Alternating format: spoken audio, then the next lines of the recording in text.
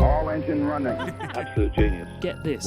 Welcome. This is the show where we bring you Science. What that essentially means is discoveries, Advances. questions, Research. technology. Unbelievable. Without further ado, This is The Naked Scientists.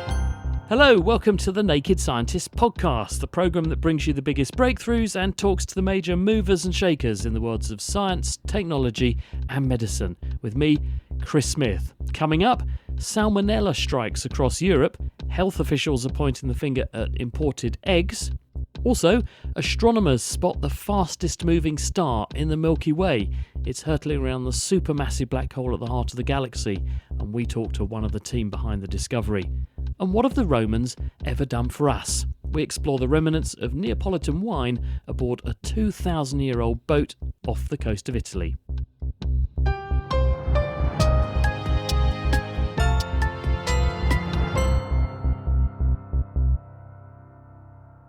Hundreds of people across Europe have been left unwell after outbreaks of the intestinal bacterial infection Salmonella.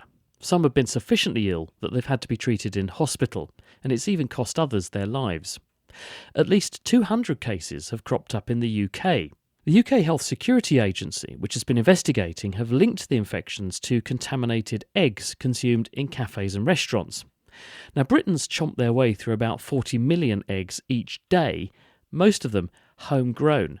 But about 10% of the eggs we consume are imported from overseas, with the Netherlands and latterly Spain and Poland and Ukraine being major suppliers. And it looks like these imported supplies, particularly those coming from Eastern Europe, are the source of the infection. Claire Bryant is a vet and an infectious disease immunologist at Queen's College in Cambridge. Salmonella is a bacterium, so a microorganism. It's an interesting bacterium because it can live in animals and not cause any problems and then go into people and cause disease. Because of that, we have had vaccinations for animals to try and remove Salmonella, and that's a standard practice in chickens in the UK. It can also occur as a disease, a human-specific disease, so for example, typhoid, and typhoid can be transmitted between people. So there's a famous case, Typhoid Mary, many years ago, but typhoid fever is a human-restricted pathogen, and it causes a very severe disease. Usually the disease that comes from animals and animal products like eggs is not that severe. So this is a foodborne disease. We consume it in what we eat, and then it becomes an intestinal infection in us. Yeah, that's correct. Normally it's because either eggs haven't been cooked properly or meat hasn't been cooked properly, like chicken, for example, or potentially with contamination from feces from animals, for example, on vegetables and things like that. That can also sometimes cause it. But intrinsically, it's like food not being washed properly or not being cooked properly, and then we eat it. Bacterium enters the gut, and then when it's in the gut, it causes an inflammation, which gives you diarrhea and so forth, which are common signs of Salmonella infection. But sometimes, if you're immunosuppressed, for example, or if you're a child with not a fully formed immune system or an older person whose immune system has started to wane, under those circumstances, the bacterium can then invade through the gut and cause a nasty systemic disease. And that's what we're seeing with the hospitalised cases at the moment. How can an animal have it and not be ill, but we get it and we are? Well, do you know what, Chris? That's the multi-million-dollar question that I spend my research career trying to answer. We don't know. It's a super, super interesting question. And it's one of the reasons why, for example, we have developed vaccines to take Salmonella out of things like chickens and eggs. For that reason, we don't really understand what the cause is, but at least if we can remove the bugs from the chickens, then that will not transmit into humans. Super interesting question that I wish I could answer. The finger has been pointed at eggs with this present outbreak. How do they know it's eggs, for a start? And why is there Salmonella in an egg? So Salmonella gets passed through the chicken oviduct where eggs are made. Bugs can pass from the gut of the chicken to the reproductive tract. So that's why there's Salmonella in chicken eggs. The reason why we know is because what we have been able to do is we've been able to do the whole genome sequence of the Salmonella that's in the people. And they've then been able to trace that back to Salmonella in eggs. So therefore they are able to map that the human infection has come from eating eggs. We had a problem historically in this country with Salmonella in eggs, but for 20 years we've had no problems. The chickens have been vaccinated and so on. We do import about 1 in 8 of our eggs, and so people are saying, well, perhaps the problem lies overseas. Would that be a reasonable hypothesis? Yeah, that is a reasonable hypothesis. At the moment, we've had a really fantastic food security policy in place, which includes vaccination, hygiene measures, but also we do a lot of surveillance. So we know what's in our eggs and we know how well our protective mechanisms are working. And that's kind of like the little lion mark that we put on our eggs. That's a sort of sign that everything's been adhered to and regulations are very tight in order to be able to get that standard mark on the eggs. So our food security policy, really has set in train a fantastic food security measure to protect our eggs from salmonella infections, which is why we've not really seen much of a problem. And also these policies are also rolled out across the EU. So the challenge now is that under Brexit rules, because we no longer are fully adherent to what happens in Europe, we can also import eggs from elsewhere, then it's presumably possible that eggs are coming in from other sources other than Europe, and therefore that may be a potential source of where the salmonella infection has come from. Because those other sources might not be compliant or quite so diligent with things like vaccines as we are. Yeah, I mean, the food measures and food safety measures vary across the globe. And our measures are very stringent and the European measures are very stringent, but not everybody at the moment adheres to those measures. And to be fair, of course, these measures cost money. So this is what our farmers do and what our farmers adhere to, but it doesn't necessarily mean that everybody adheres to the same measures. So if it has got from the gut of the chicken into the chicken egg, so you've got an egg with some salmonella in it, what can you do to make sure you don't catch it? If you're not buying British eggs, because at the moment there's no evidence that British eggs have any problem at all, you need to make sure the eggs are cooked properly in order to kill any bacteria in place. You can get rid of it because it is sensitive to heat. So if you cook eggs properly and thoroughly, then you should not have a problem. But the best way to avoid getting it at the moment is to buy British eggs. Or swerve the steak tartare. Swerve the steak tartare. Claire Bryant on the salmonella cases in Europe at the moment. The fastest moving star in the Milky Way galaxy, moving at 8% of the speed of light, has just been documented by astronomers. Now, it's slightly underwhelmingly called S301, but what makes it really interesting is that it's orbiting closer to the supermassive black hole at the galactic centre than any other object. At its nearest, it's only about 12 times as far from the Sagittarius A black hole as the Earth is from the Sun, which in astronomical terms is next to nothing. In fact, it's so close that the star is passing through the space, being heavily warped by the huge mass of the black hole. And because the black hole is also spinning, the distortion it provokes in the surrounding space is also spinning. And by periodically passing through this deforming region on its orbit, the star is effectively carrying a torch that we can watch in this patch of space, giving us a unique opportunity to probe deep within the gravity field of a black hole and find out how fast it's really spinning, and further test out Einstein's theory of general relativity, of course. Stefan Gillessen is on the project team at the Max Planck Institute for Extraterrestrial Physics.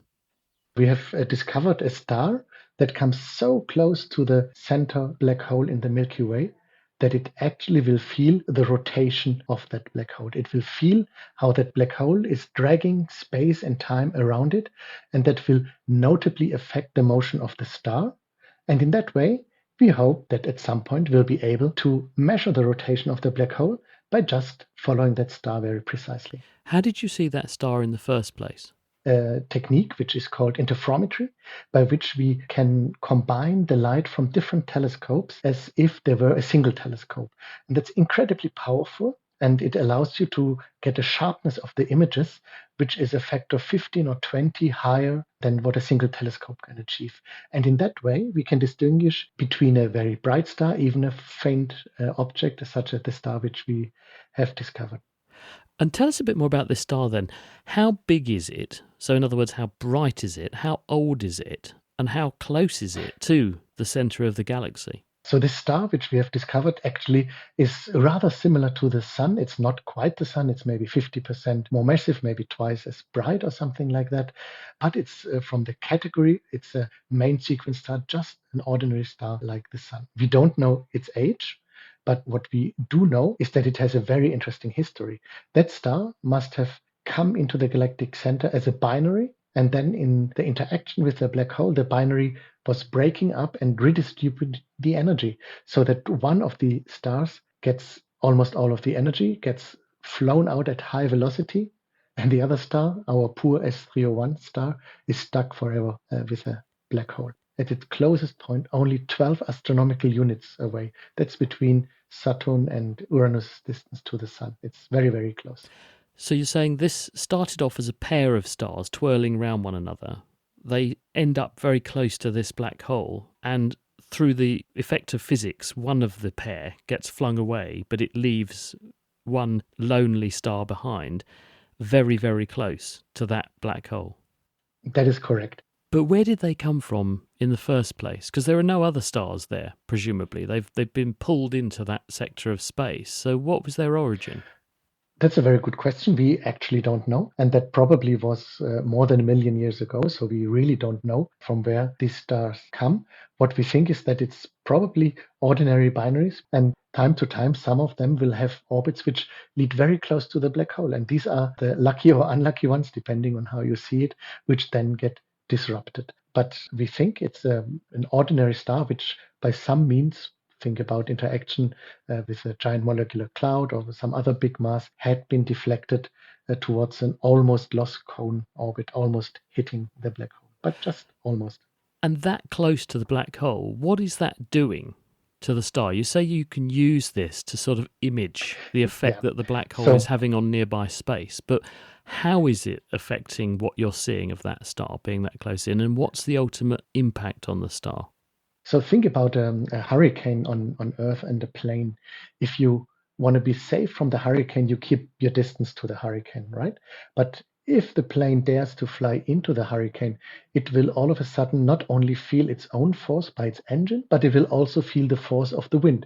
So it might be a drag, it might be additional propulsion coming from the tailwind, or there might be a strong headwind. So there's an additional effect due to the medium through which the plane is flying. And in a very similar way, the star will experience the space-time around the black hole. It will feel that space-time itself is rotating. And that extra rotation will lead to a change of the orbital trace. And that is what we hope we can observe within the next 10, 15 years or so. Does this mean that time is also running very differently for that star where it's sitting that close to the black hole? Because it's distorting space-time in that way. So does that mean that that star's going to age at a different rate to an equivalent star elsewhere in the galaxy? Yeah, that's absolutely correct. But the star is not sitting there.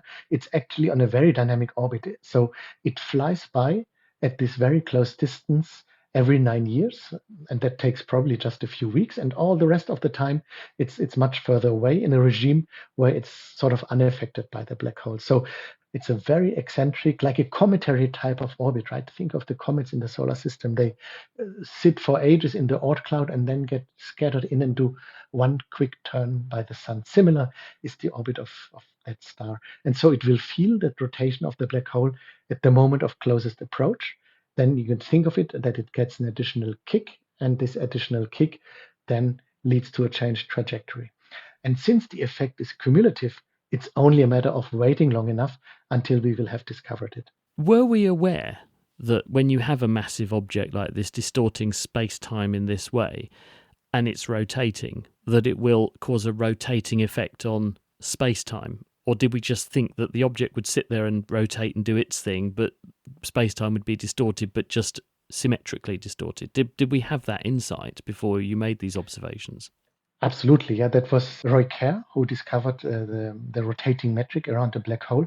It's a mathematically very interesting solution of the Einstein equations of general relativity.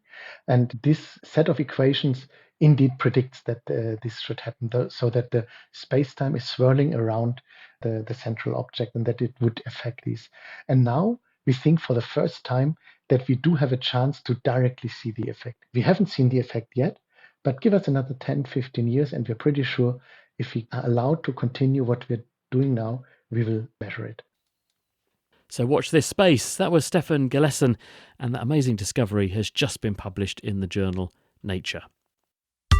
The Naked Scientists podcast is produced in association with Spitfire, cost-effective voice, internet and IP engineering services for UK businesses. Find out how Spitfire can empower your company at spitfire.co.uk.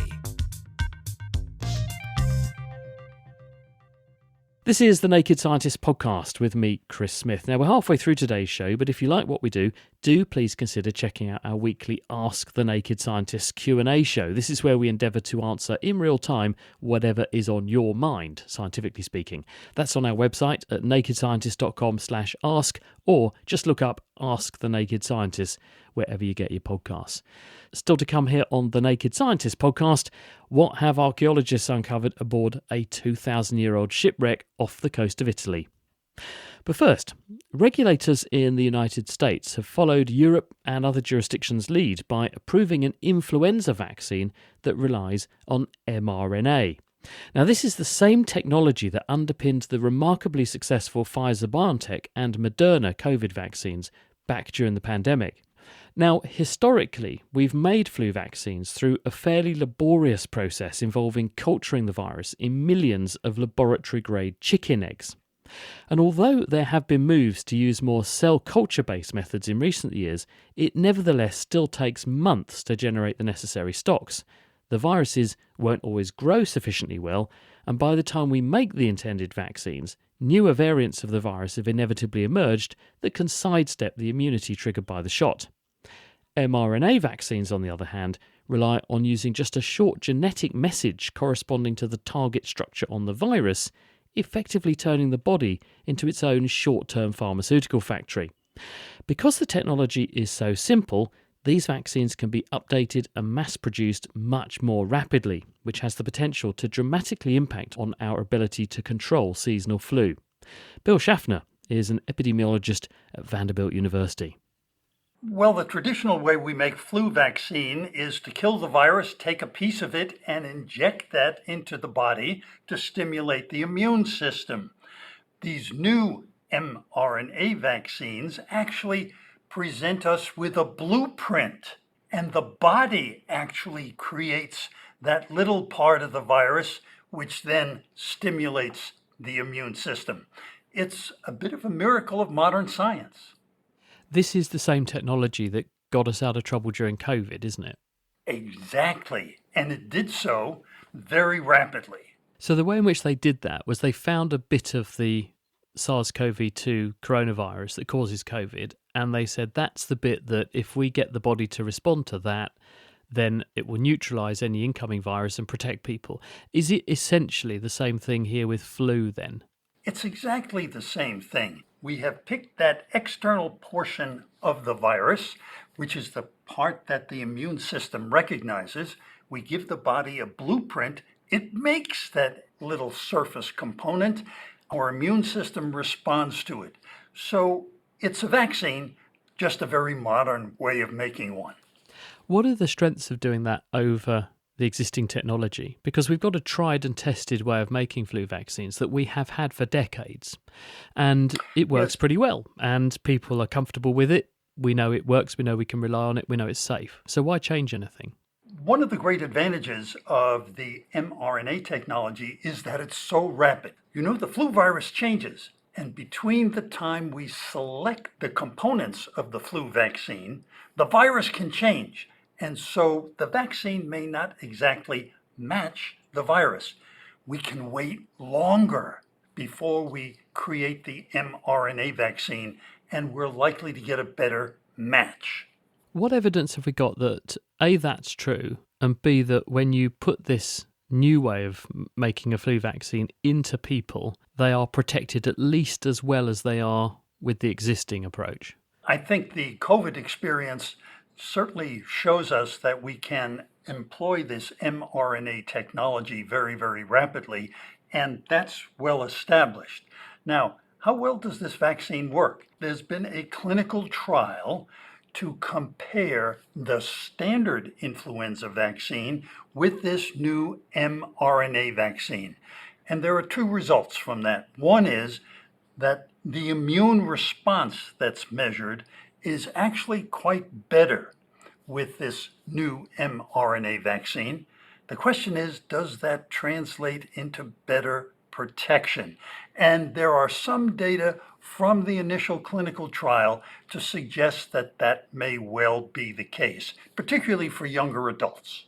Let's assume that's true then, and it does seem to translate into solid protection. How will the advantages of this new approach then be translated into different practice? Because at the moment, we ask Australia to kindly share what's happening in their flu season, to tell us what we should put into vaccines for our flu season and vice versa. We have to start, as you say, months ahead because it takes time to make the vaccines. And that means the virus may change in the meantime. And then we start putting these things into people just ahead of their flu season so they reach peak protection around the time we hope flu's going to turn up. How will that practice change then if we shift towards a more mRNA vaccine-led service? Well, that remains a bit to be determined, Chris. First, I think the traditional flu manufacturers will adhere to the standard process. However, our Food and Drug Administration may permit the mRNA vaccine manufacturers to wait a bit longer before they commit to what it is they actually put in the vaccine to assure a better match. How that works next season hasn't exactly yet been determined. With SARS-CoV-2, COVID, as the virus elaborated new variants, they have updated the vaccine, but they have had to go back and get things relicensed and check for safety and so on. The flu vaccine is accepted to be extremely good, extremely robust and extremely safe using the existing technology. Are we going to have to kind of go back to old principles again then with these mRNA vaccines and go back to long-term trials and everything? Could that hold up what is an agile technology and mean that in fact it ends up being slower in the long run? I really don't think so because, we update the SARS-CoV-2 vaccine on an annual basis already, and we don't oblige major clinical trials to determine how effective and safe it is. As with the influenza vaccine, that is done because we know so much about these vaccines now in a routine and rather rapid way. So I think the same principles there will apply to this new influenza vaccine. Bill Schaffner at Vanderbilt in Nashville, Tennessee there.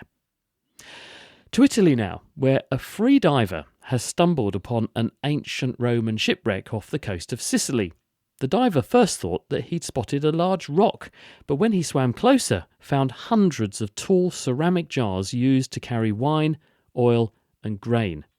They're so-called amphorae, and they had been loaded onto the ship before it sank about 2,000 years ago. Now, a specialist Italian cultural unit, part of the country's police force, have been investigating the wreck, which lies at a depth of about 50 metres. Richard Alston is Professor of Roman History at Royal Holloway University of London, and he's been telling me about this remarkable discovery and what we might be able to learn from it. So it's a wreck of the Sicilian town of Mezzara del Vallo on the west coast of Sicily. It's quite deep and it's been identified by the pottery remains in the wreck. How did they find it in the first place? It looks as if fishermen or fishermen found something and then they had a dive, and the dive then identified the pottery on the seafloor. And what's actually down there?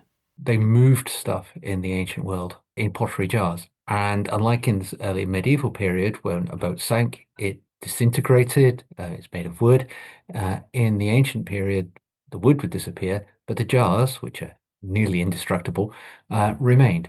So what has been seen on the seafloor is a whole load of Roman transport jars. When do they look like they date from then? So how long do we think that wreck has been down there?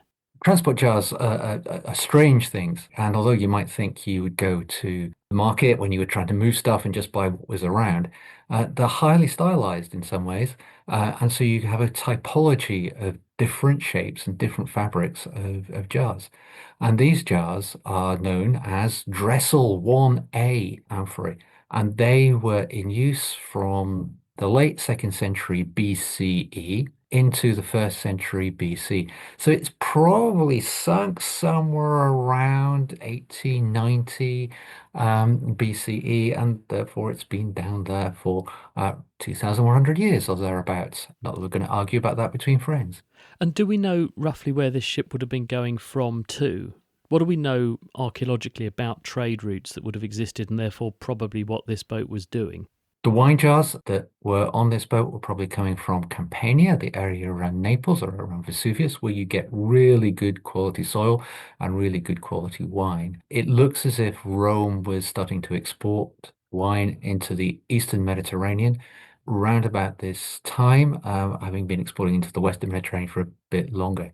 So it's probably sailing down from somewhere near Naples, heading round the coast of Sicily and heading either into North Africa, where Romans were present at the time, and quite a lot of Roman veterans had been settled there, or into the Eastern Mediterranean. Almost certainly it's carrying wine because that's what the kind of core product of the Campanian region was at this period.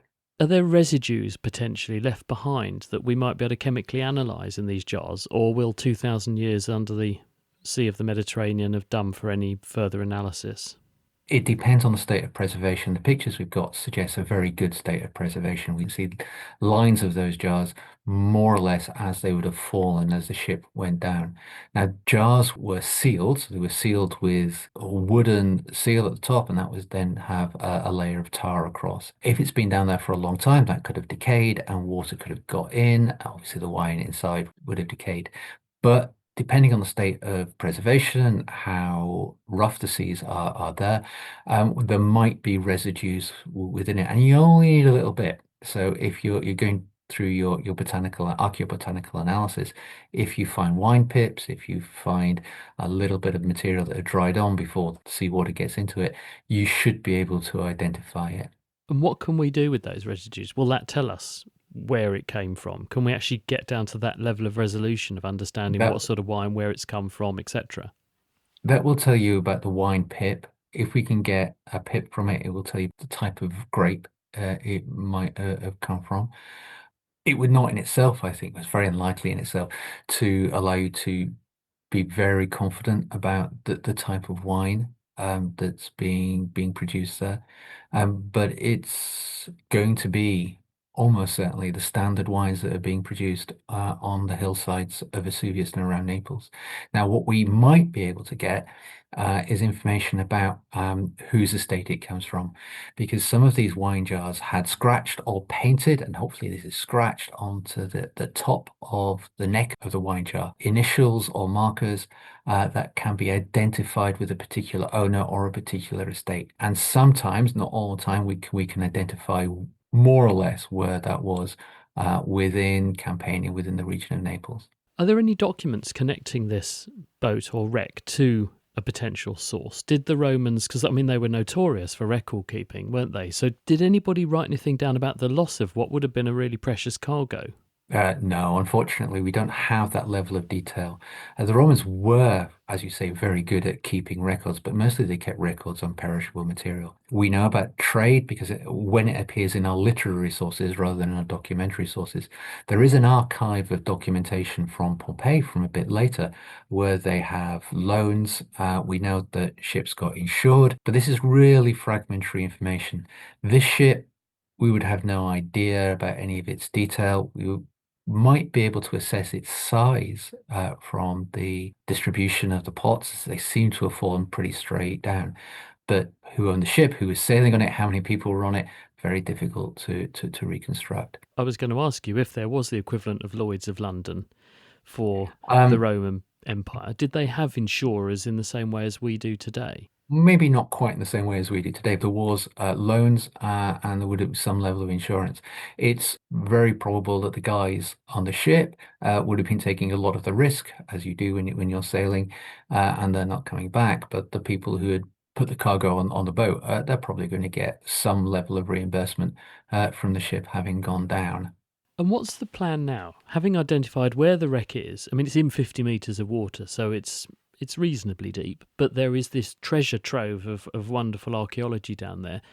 What's the next step? Will it just be left now, or is there a plan to try to recover this material? What should happen? Well, the fact that the Carabinieri, the Italian police force, are involved suggests that they are going to take the site seriously. I mean, protecting underwater archaeology is really hard because you can't actually put a guard on the site all the time. So they will not have released directly where it is, so I suspect the locals will know quite soon. And what they want to stop is treasure trove hunters coming down looking for material. People might steal it and then put it on the illegal market. But they're going to want a proper archaeological unit to go and preserve what is there and lift the pottery and look for any other things that might be around. There might be coins, there might be some level of artifacts, and that's hard. You've got to get your divers down, you've got to get your technology down to assess it, you've got to get your scanning equipment, and you've got to find ways of getting the material up from the seafloor without damaging it. It's a lovely story, isn't it, which I suspect we're going to be returning to as those artefacts begin to be recovered. That was Richard Alston at Royal Holloway, University of London there. That's it for today. Join us on Tuesday when we will be examining the coolest characteristics of some insects, including how fly larvae have adapted to withstand the pressures at the bottom of one of Africa's deepest lakes, and the wasps with internal magnets to help them to navigate. Meanwhile, do please leave us a review on whatever podcasting platform you use to get this show. These rankings really help us with our visibility, and that matters because it's helping us to grow the show. And thanks also in advance to everyone who's already done that. And if you do like what we do here each week, do please consider supporting the programme at nakedscientist.com/donate. It means a huge amount and it does help us to keep the show going.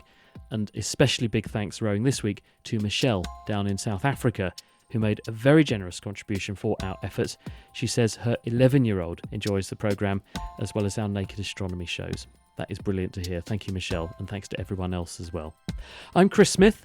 From all of us here at the Naked Scientist team, thank you for listening, and until next time, goodbye.